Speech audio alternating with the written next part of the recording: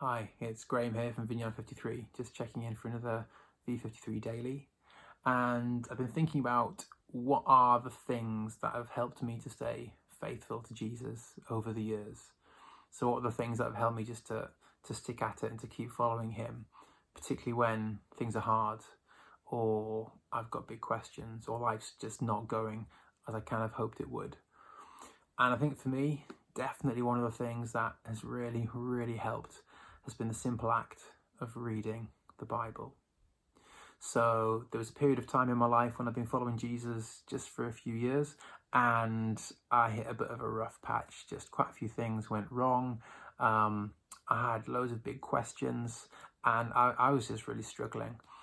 And there was a story in the Bible that I just kept coming back to, and it's kind of, I clung on to this one particular story. It's in John's Gospel, and it's when Jesus is giving some teaching to his disciples, and he's sort of talking about how he's come down from heaven, and he's trying to explain who he is.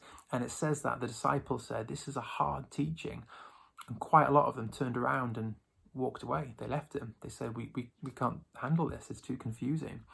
And then Jesus turns around to his 12 closest disciples and says to them, "Do you want to go as well?"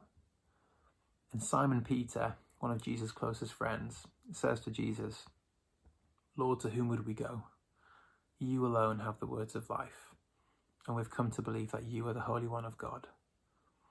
And the reason I kept coming back to that story during this time was Simon Peter's words were basically my words. It's like I was saying to Jesus, "Lord, this is confusing.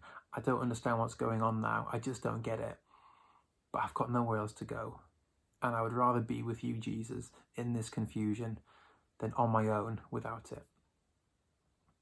That's just one example. There's been so many times over the years when I've turned to the pages of the Bible and I've encountered God there with hope, with wisdom, with his promises that never fail.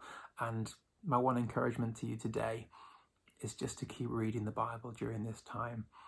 If you're already doing that, great. Please just keep doing it. And if you've never read the Bible before, now's a great time to do it. I clearly haven't got time in this little snippet to talk about all the different ways that you can do that. I just say a great place to start would be the Gospels, the four accounts of Jesus' life, death, and resurrection. Just go for those. And yeah, you'll find, I hope, like I did, that we can stay faithful to Jesus during this time by encountering the God who is always faithful to us.